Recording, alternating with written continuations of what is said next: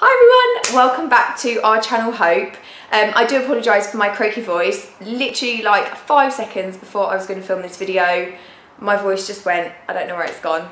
The sun's out though, which is beautiful. Maybe I wasn't meant to have the sun and a voice today. Anyway, I thought I'd do a quick video which is 10 tips for siblings of someone who is suffering from OCD. Obviously, as we know, we've done videos on OCD before and it can be sometimes slightly trivialised, and I don't think it's always known the effects it has on the family and the people around the sufferer, but they can be quite extreme, and they can be just as bad as any other mental illness, affects the family and everything. So I thought I'd just do 10 tips from my experience that could maybe help you along the journey. Tip number 1 is to create a safe environment. So Sam has always said that she feels safe around me, and sometimes when I've been on holiday she's done really cute things like worn my dressing gown because it makes her feel safe and things like that, and I think that's partly due to the fact that I listen to her and I don't judge her and I don't get angry with her, even though sometimes it can be really difficult. I think it means that she feels safe and understood rather than sort of feeling like she's, I don't know, annoying everyone all the time or something like that. It's quite important to make them feel like they're safe around you and that you understand what they're going through and things like that. Even though obviously if you haven't experienced OCD yourself, it is very hard to understand. Just even you trying to understand, I think, is a big thing for the person who's suffering, and it means that you are willing to kind of learn and listen to what they have to say.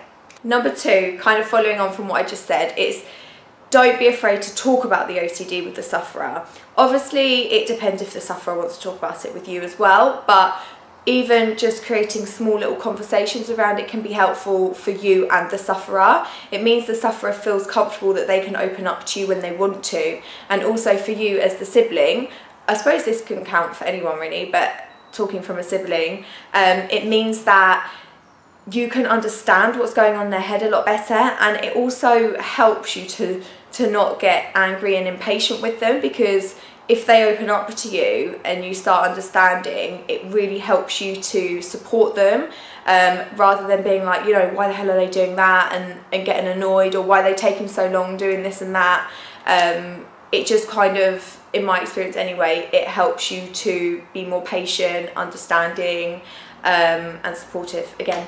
Number 3, try to be their friend, not their therapist.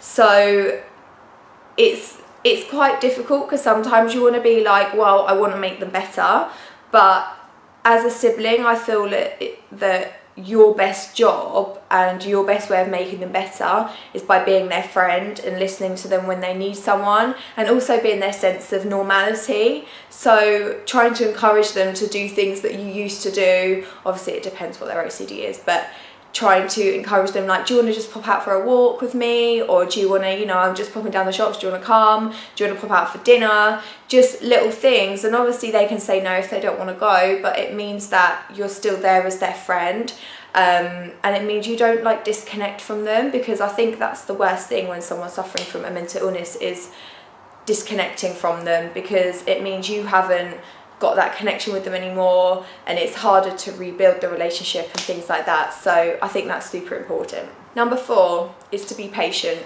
I think this should have actually been my number 1 probably, because patience and OCD are very difficult. Obviously there's a lot of small things that take a lot longer, like for example cooking a meal, choosing a meal, going out the house, just everything takes, not everything, most things can take a lot longer, and it requires a lot of patience. However, if you look at it from the sufferer's point of view, they've got things going on in their mind, and if you try and hurry them and if you try and push them, all it's going to do is send them into some sort of like anxiety attack, and it's going to make them take longer, it's going to make them feel awful, and it's probably not going to help anyone, because everyone's then going to get frustrated. And even though it's really hard to be patient at times, I totally get that, it's very important, especially with OCD and probably a lot of mental illnesses as well. I do apologise if you can hear the traffic, it's just really hot today, it's like 28 degrees, so I've got the door open. But anyway, number 5 is to be non-judgmental. So I've probably covered this in the other subjects, in the other numbers, but being non-judgmental is super important as well, because the sufferer most of the time knows that what they're thinking is irrational. They don't need to be reminded of it. Just the fact that you don't judge them is very probably important to them, because what's going on in their mind is very real. Actually, I think I'm including another number in here, but what's going on in their mind is very real to them, even though they know it probably is very irrational and what they're doing doesn't really make sense.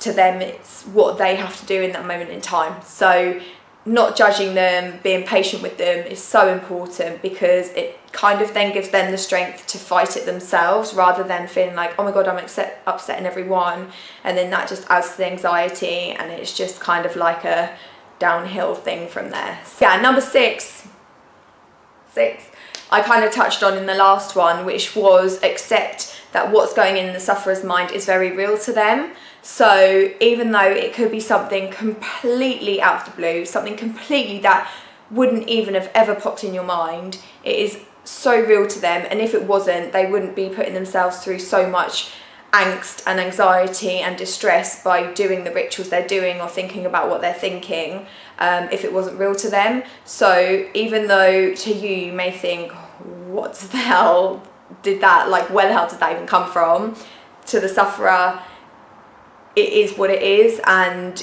it helps them by supporting them and not kind of judging and questioning what they're saying. Number 7, getting to the end, is to acknowledge that and accept that it will be a bumpy road to recovery. Often it is like 1 step forward, 2 steps back.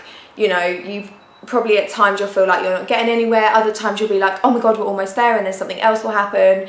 But the destination is so worth it of recovery, and it's just important to always be aware of triggers and things like that that help in recovery, and don't feel disillusioned if it feels like you're taking steps backwards, because as we know with a lot of things, it's not always like a straight road, but just don't give up, and it's really important that you stay strong in the times that are kind of like low, and then enjoy the higher times, and hopefully you'll all get there together. So number 8, super important as a sibling to take time for yourself. So I wish I'd done this a lot more, but I was quite a bit younger and I don't think I really knew what the hell to do. But I think it's really important, whether that's just doing, so I now do like 10 minutes of yoga a night before I go to bed, which is amazing, by the way. You should try it on the iPhone, like on YouTube, you can find amazing things.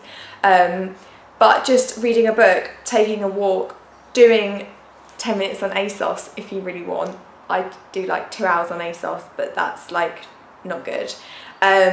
Like anything like that, you know, just, I don't know, taking yourself out to a restaurant on your own if you want to just be by yourself and have you time, just something like that, just to rebuild yourself, rebuild your strength, and make sure that you're doing things that you want to do and looking after yourself as well. Number 9, I'm really bad at counting, is to talk to someone yourself. So if there is someone you trust, it could be your parents, it could be another sibling, it could be a friend, it could be a therapist if you were struggling. I think it's really important to get off your chest how you feel about it as well. So it's understandable to be a little bit angry, frustrated, upset, disillusioned. It's so normal, but if you don't talk about it, you never know. So I think that's so important, to just find someone you trust and to talk to them. Lastly is my 10th and my favourite, is to never lose hope. We've overcome OCD and an eating disorder and crazy things, and so have so many other people. It is possible, it can happen with a lot of patience, love, understanding, probably some downtime, some up times. But if you stick together as a family, or whoever is in your close unit, friends, anything, it's definitely worth the journey to recovery for everyone involved. It changes the whole family, not just the sufferer themselves. So If anyone has any questions at all, please feel free to ask me below. I'm happy to answer them. If you want me to expand on this video, I'm happy to do so as well. I apologise it was so long, but I felt like I needed to get all those 10 things in there. Yeah, and I hope you liked this video and that it helps you, and yeah, do feel free to ask me anything. Alright, and don't forget to subscribe as well. Thanks so much. Bye.